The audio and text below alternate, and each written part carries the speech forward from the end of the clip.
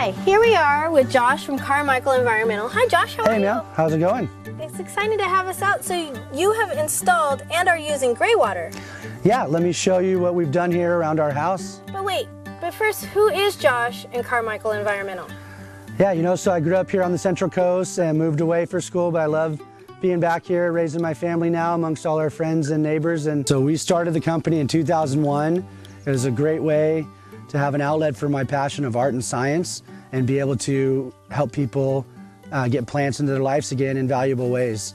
And so today we love creating comfortable outdoor living spaces and beautiful gardens for people to do just that. So from water conserving, drought tolerant landscapes to edible gardens and outdoor kitchens and dining patios using green construction materials, we love to help our clients make smart land use decisions on their properties, whether it's a vineyard, business, or a backyard. Wonderful. So any size? Yeah, we love working at any scale and making this information accessible for people to have better outdoor living spaces in our great climate. So you're saying if I want this orchard and I need help installing my gray water system, you're the one-stop shop? Yeah, we really have a really great garden consulting program, the Plant Doctor, where we could come out and give people advice on their property to design, build, and maintenance services through our company. And we also do a lot of education and outreach in the community to really help people, get information like gray water or rainwater or edible landscaping techniques. So we do a lot of work with the universities and nonprofit groups as well as other organizations around the state. So what if I need to go on vacation and I need somebody to help take care of it while I'm gone? Do you also have that department with your company too? Will you help me maintain what we install? Yeah, we really like to be able to help people fill in the gaps for what they need. So we have maintenance crews, service crews, construction crews, as well as our consulting design team. This sounds great. Let's go take a walk through your gardens. Yeah, I want to show you how we irrigate our orchard using gray water from the house. Oh, let's do it. Okay. So Josh, what exactly is gray water? Yeah, Melanie, so gray water is all the water that comes from the house fixtures, the sinks, the showers, minus the kitchen sink and the toilet, which would be black water, but all the other fixtures put out water that's really great for irrigating the garden. And when we're talking about gray water, we have to talk about food because we need something to use this water for. So let me show you how we're irrigating our orchard here using gray water. Wonderful. So one of the first trees here we have is a citrus tree, and we have the outlet right here where the water comes out from the house and flood irrigates the basin here, the roots. We have some mints, and we also have some artichokes and apple trees here in line that are getting all water from the house.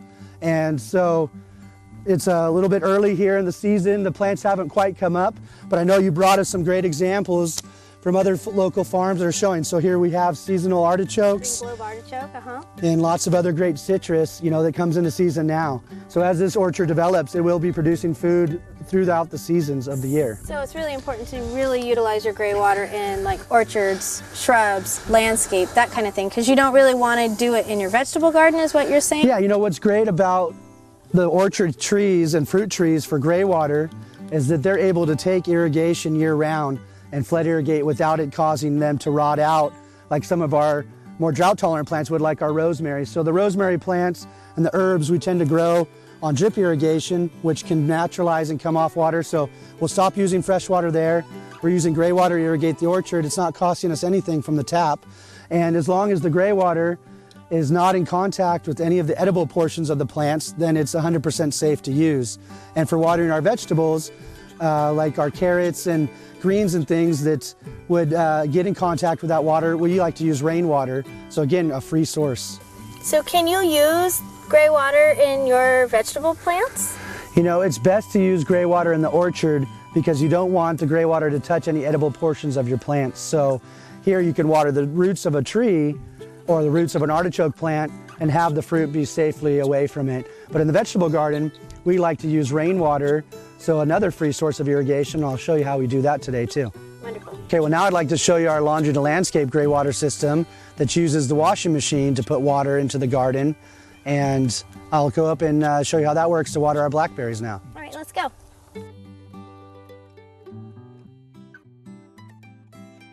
So Josh, Show me how the system works.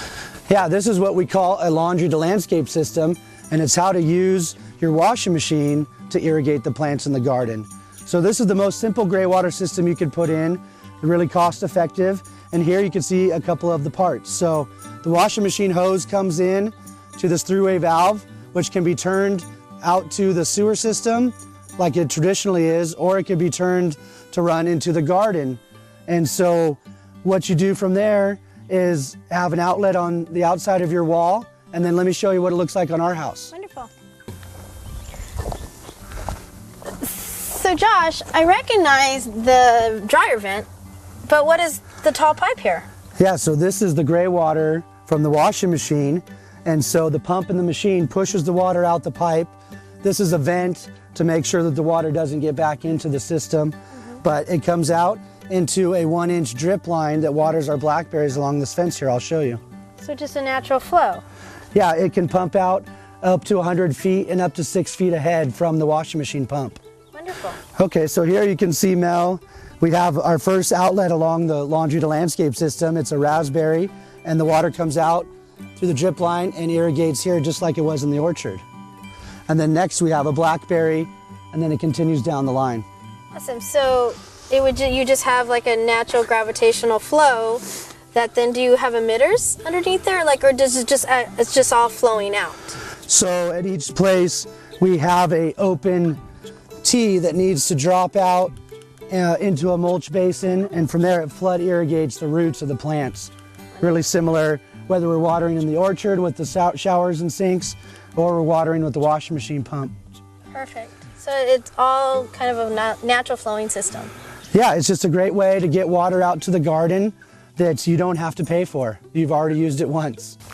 So Josh, all of these edible plants here, how did you irrigate these? Yeah, so our little vegetable garden beds, we like to use rainwater instead of gray water because we don't want to have the contact with the gray water. So rainwater is another great recycled water source. And here you can see we're growing things like kale, cauliflower, and perennial herbs like thyme and sage this part of the year. So as we're all experiencing the severe drought and how important it is for us to conserve but also reuse, so Josh, how do people get a hold of you? Yeah, you know, people can contact our business by phone or email, find out more information on our website, or follow us on Facebook. So Carmichael Environmental is right here in our community, helping all of our neighbors to be able to understand what is gray water, how to use it properly, safely, and also how important it is to conserve in this time of severe need. So Josh, thank you for having us out. Thank you so much for sharing, and on to the future of teaching people more how important it is to conserve. Yeah, Melanie, thanks again for coming by. Thank you.